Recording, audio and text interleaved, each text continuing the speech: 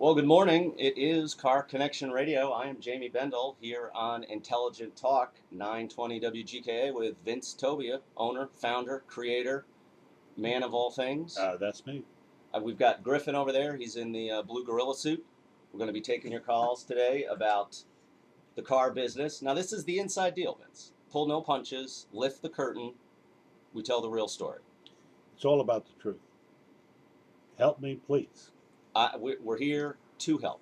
Yours is a service-oriented business. Together, you and I are involved in Car Connection.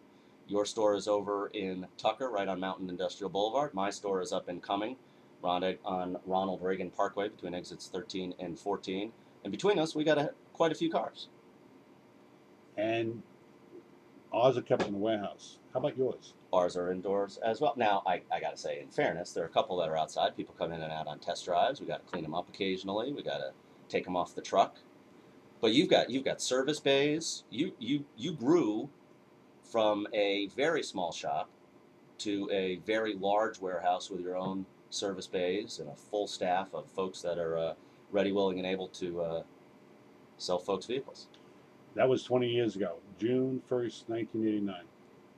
And we started off the same size warehouse as you have today, 5,000 square feet. I hope someday to grow up to be you, Vince. Well, when you get to be old enough. At All my right. age, I could be old enough to be your grandfather. Now here's what we have. This is our launch program. So for those of you who are hearing us for the first time, you are actually in the group of all listeners hearing us for the first time. Now that means that this program, the launch inaugural program, needs a first caller. We have a gentleman's bet. I didn't share with you prior to our going on the air. Oh.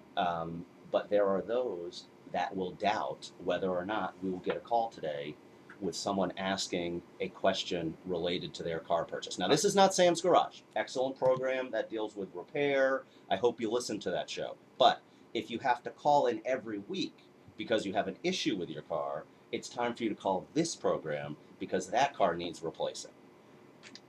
I just read an article that 55% of the people are going to keep their cars until they die in their driveway. Hopefully in their driveway, because the driver is dying in their driveway. No, or it's the the car. Okay, I got you. Now, God forbid it happens on 285 and they have to call somebody. That would be a very interesting approach to life. I am going to try to have my car outlive me. Is that true? No, not in my personal case. I mean, your car would be called a classic by that time. My car is nearly a classic. We're too far. We're not far enough, rather, into our program for us to disclose what our personal vehicles are, I think. Oh. However, I drive a car that is fully paid off. I am a believer. I am a used car dealership owner who believes in not having a car payment. So I am almost opposite of what I'm asking our listeners to do. I'm saying if you could today assume a car payment on a brand new, to you, beautiful Car Connection vehicle, please do so. Not for you, but not for me. I got no car payment. Well, I'm on your side. In fact, I tell people the worst thing they can do with their money is buy a car. So whatever you have. Why are we doing the show? Neither one of us is an advocate for car payments. Well, but yet we rely on people buying new cars. Because that's what happens. The people, the car dies in a driveway. What are they going to do? Walk? Take the bus? Call me? You just showed me a cartoon before we went on the air this morning that you yourself drew. You're a very talented artist.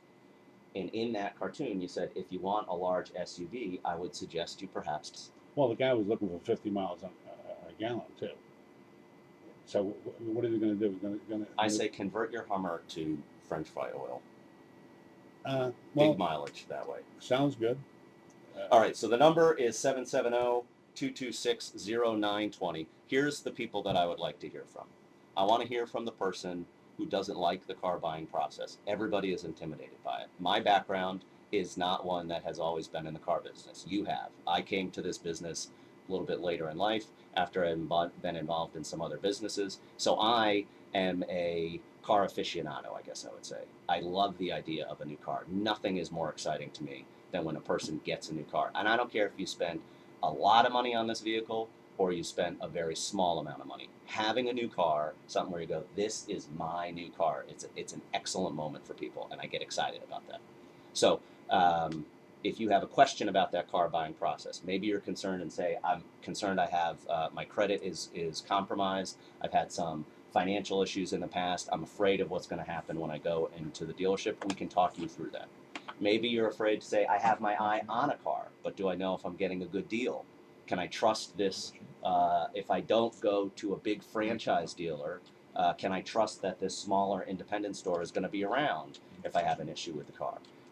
So again, 770-226-0920. I'm Jamie. I'm with Vince. We each own a Car Connection store. This is Car Connection Radio. Vince, I want to hear just a quick overview of how you transitioned from working for someone else in the car business to owning your own dealership. Well, I worked for a very large Mercedes dealership, in fact, the largest one in the Southeast for many years. And what I noticed was, even at being at the pinnacle of my success, that it was all about money. And based upon money, it was the dealer was interested in how much money he was going to make, and they weren't interested really in the consumer. So if the consumer wanted to buy a car, then it was tell them what they wanted to hear and close the deal. And I found that was a little disturbing most of my career, that to me, the customer comes first and the dealership comes second.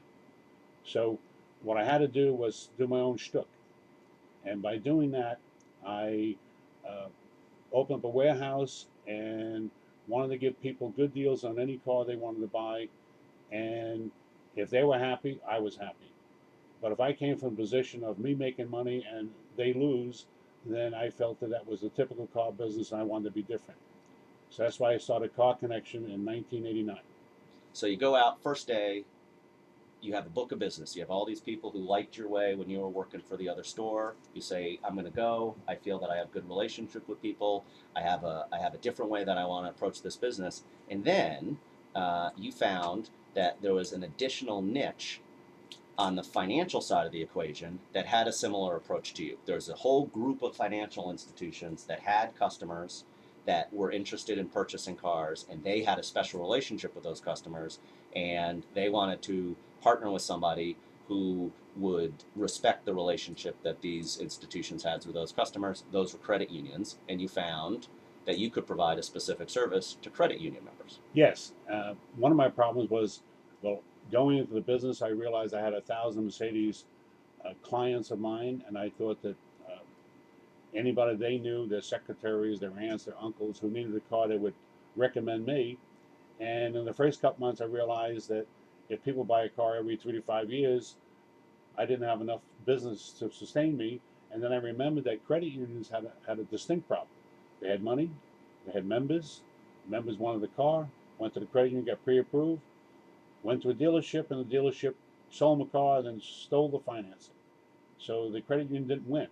So I felt that if I went to credit unions and told them, look, I'm new in business, been in the car business a long time, but if you send me your customers, your members, excuse me, they don't have checking accounts, they have share drafts. They don't have customers, they have members. Right.